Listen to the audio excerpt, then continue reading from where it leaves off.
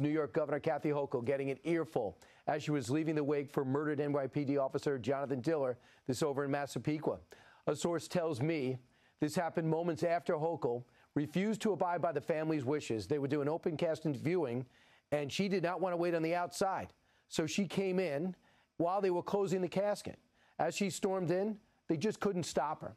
I'm told that family members let her have it when she got there, saying, quote, "His blood is on your hands." When Hochul got outside, that's when another family member confronted her, telling her that the governor laws need to change because that's the reason why Officer Diller is dead tonight. Hochul wasn't the only one approached at the wake. Mayor Eric Adams and DA Alvin Bragg were both confronted directly, this time by Officer Diller's wife. The source tells me she let them have it too, telling them the same thing that was told to Hochul. His blood is on your hands. I understand that Bragg kept quiet. The most shocking part about all this is that despite the fact that none of these leaders were welcomed at the wake, that Kathy Hochul, the governor, asked to speak at tomorrow's funeral at St. Rose. So did, hold on to something tight, AG Letitia James. Both were rejected by the family. Can you imagine being a part of a city that is doing this? NYPD officer Jonathan Diller was murdered while conducting a traffic stop. New Yorkers are hitting their breaking point and about to flee, and the people who are in charge, who are supposed to be doing their job to protect them, these elected officials aren't actually making life any better in New York. People getting pushed in front of subway trains.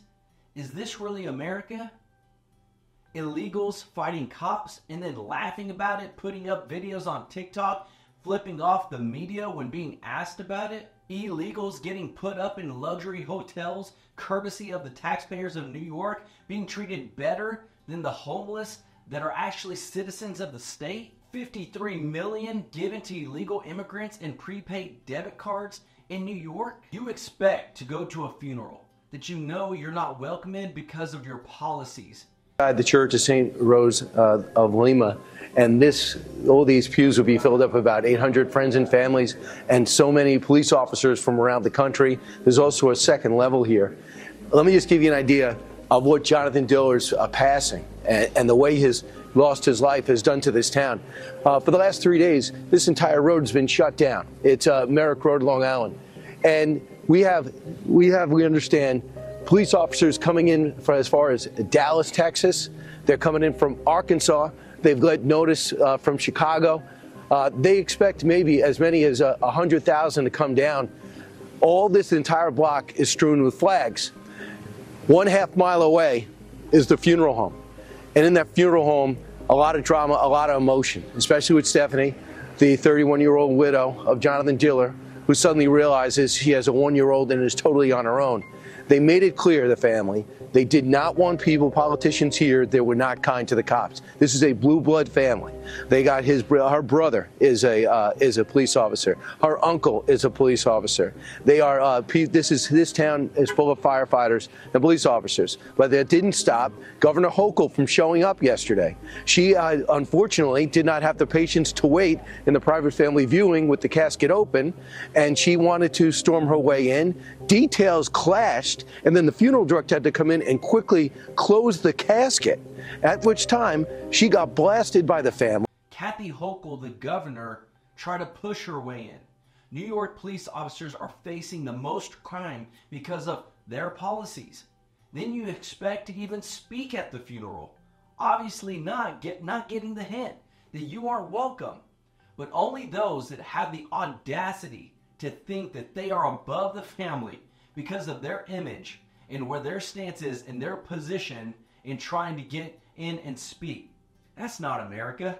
Even Letitia James, Kathy Hochul, both asking to speak at the funeral when the family didn't want them there. They are only wanting to be a part of this. Why? Because they're going to try to go against Donald Trump.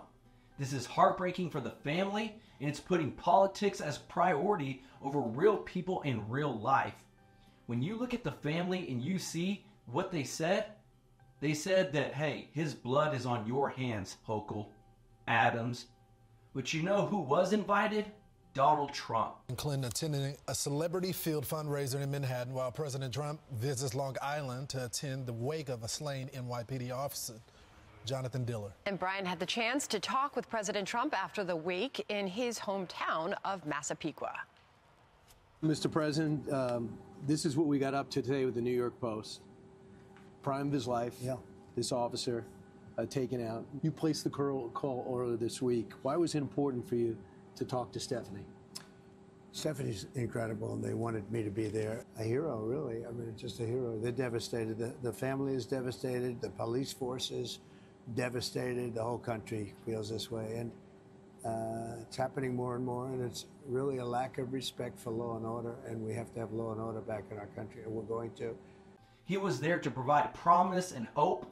Him being able to go there and pay his respects not only showed his support for the family, but also for our brothers and sisters in blue. This is a big deal, and it matters that we support our law enforcement, and it matters from the top down.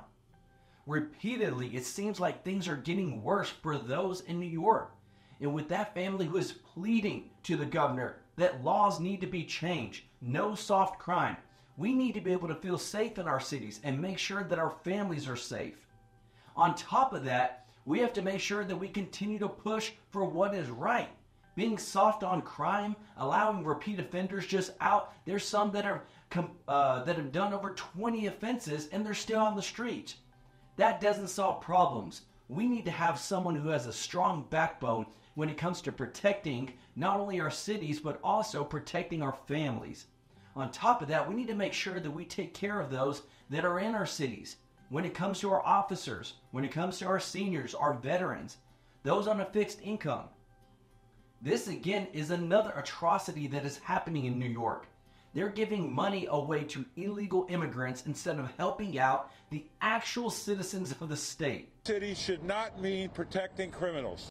A Democratic New York City Council member slamming the city's handling of the migrant crisis as New York City plans to hand out prepaid credit cards to migrant families. The $53 million going to the migrants is more than double what New York State spends on its veterans. And yet the mayor says this is going to save the city money. Brian Yanis live in New York City. He has more. Hi, Brian.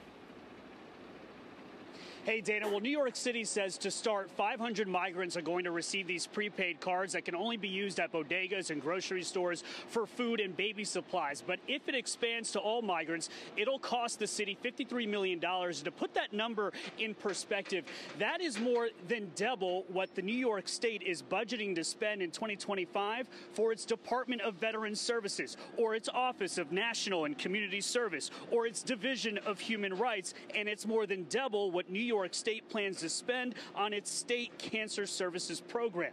New York City says each migrant will get approximately $12.52 per day to purchase food and baby supplies.